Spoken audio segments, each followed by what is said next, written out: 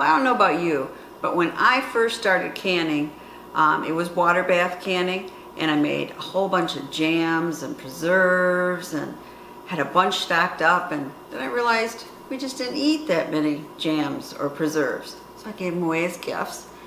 But I saw a recipe today that was rather intriguing. It was called strawberry rhubarb caramelized onion jam. I gotta find out what that tastes like. Come along. I have to mention, I'm kind of putting this recipe together from two different sites. The first one was the local kitchen blog, and the other one was USA Today. And the USA Today recipe is to make the jam or preserves and put it in the refrigerator. And the other blog is to can it. And there's some discrepancies, and anyway, we're just gonna try to work it out. So let's see if we make successful strawberry rhubarb caramelized onion jam or preserves, whatever you want to call it. So you want to have everything ready before you start canning. That's really a great tip for cooking, period. You know, you have all your gadgets here, got your ingredients, and we'll go through those. I have my sterilized jars already. I have my lids on the stove, and I have my water boiling, so it'll be ready when I want a water bath can. So let's get started. So for our ingredients, we have 3 cups of strawberries, and those are strawberries I froze a couple weeks ago, and of course I thawed them out. And then it's a heaping cup of rhubarb, and in this case it's fresh from the garden. And of course the unusual ingredient, 1 cup of onions, and I'm using Vidalia onions because I love them. And you notice you have them in about 1/4 inch slices. And then we have 3 cups of sugar, a 1/2 cup of lemon juice, and I use real lemon. And I don't mean like a real lemon, I mean the brand Real Lemon. And then a teaspoon of lemon zest, and we're going to use 2 teaspoons of honey, and then salt and pepper to taste. That's it.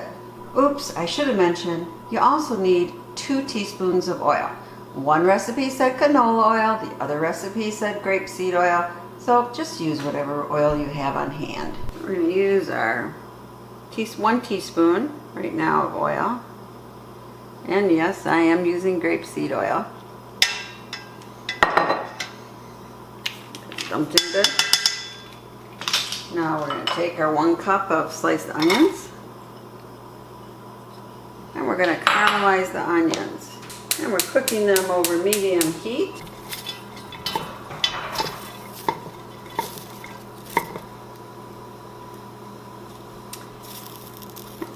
And one recipe, it said about 2 minutes, get them light brown. That seems awful fast for me.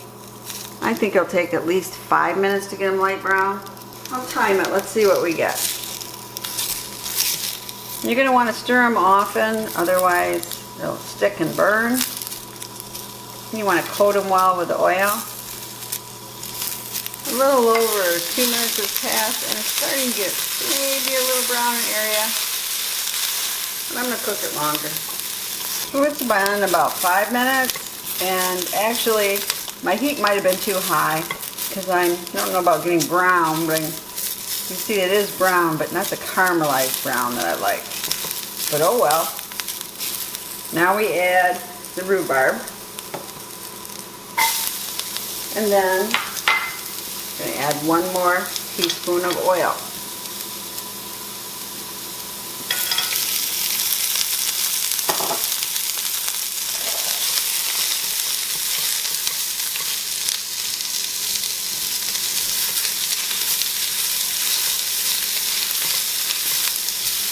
I'm going to cook this for about 5 minutes until the rhubarb gets a little tender. So look at the one recipe again. It said cook this for 3 minutes right now, and then we're going to add honey. So we're not quite at the 3-minute mark. Going to add the 2 teaspoons honey.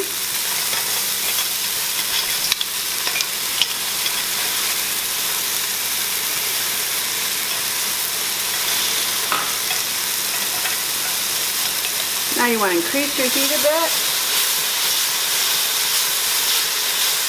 And keep on stirring this. You're going to let it cook for about 6 minutes. This is when the rhubarb is supposed to get moist. But you want to keep stirring this because otherwise things could stick or burn.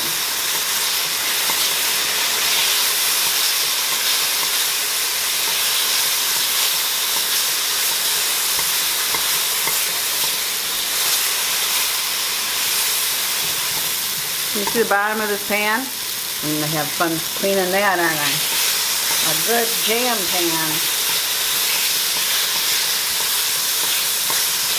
Rhubarb is starting to mush up. It's only been about 3.5 minutes, but I think the rhubarb is mushy enough. Now you want to add your lemon juice and your sugar. Get it all to boil. And mix it up well.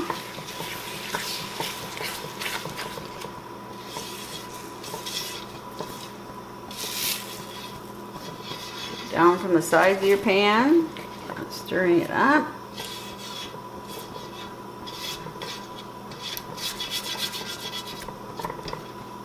Just waiting for it to come to a boil. Just making sure there's no sugar at the bottom there. Notice there's some black spots here. There probably shouldn't be.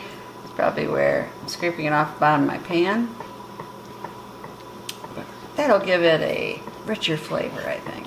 Okay, we've got it to boil now. So we're going to add our sugar.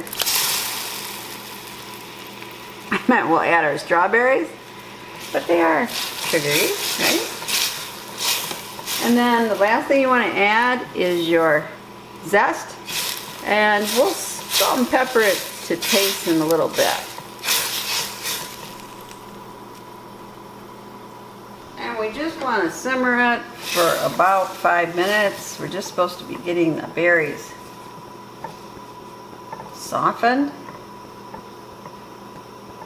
No, you're supposed to halve the strawberries, but since these were frozen, I really couldn't.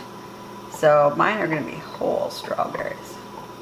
Maybe a personal preference. Yeah, a little salt.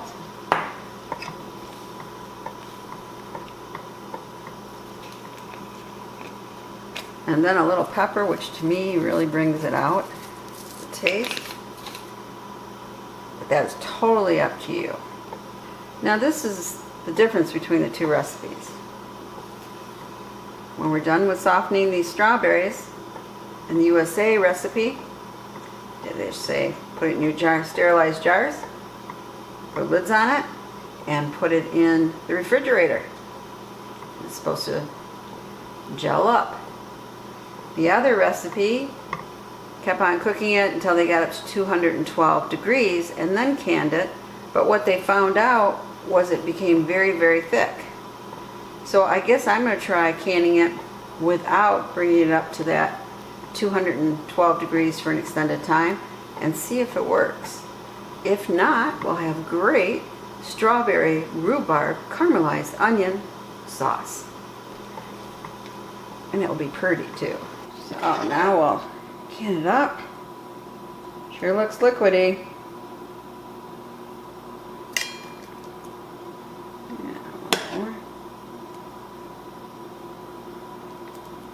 Of course, you want to keep a 1/2 inch head space on top. But it smells good though.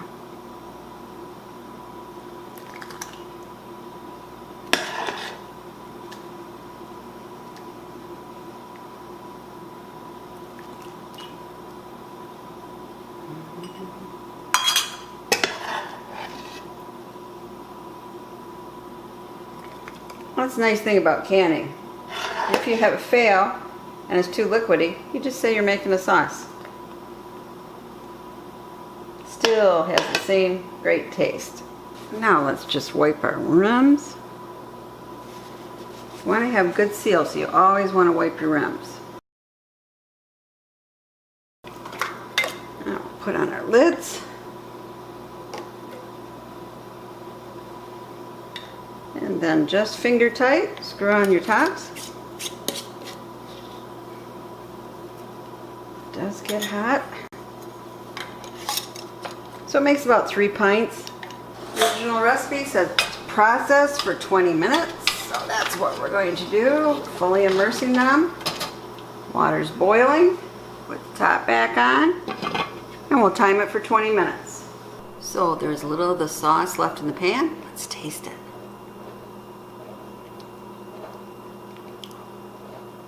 This is good. Put quite a bit of pepper in. Might be a little less. You know, at the very end, you can taste the onions, but you wouldn't know they were onions if you're doing it. This is really good. Let's see if there's another spoon left. Okay, one more spoon.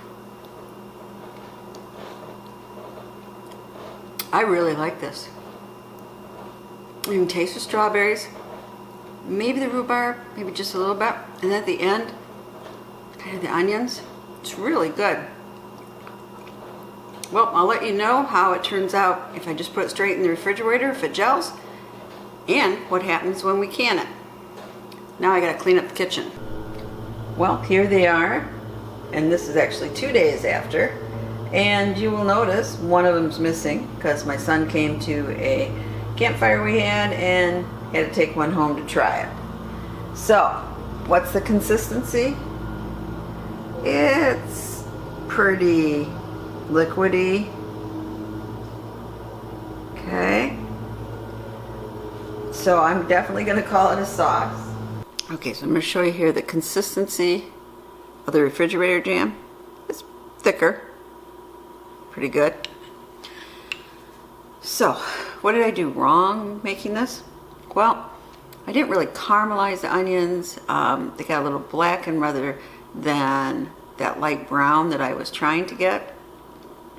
And I think that was because I had too high a heat, but also there just a teaspoon of oil wasn't enough.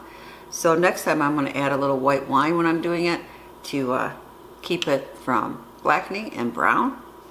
And of course, if I really wanted jam for my canning, I would have to take it up to 212 and use my little thermometer and do that. But boy, making this refrigerator type preserves is really easy.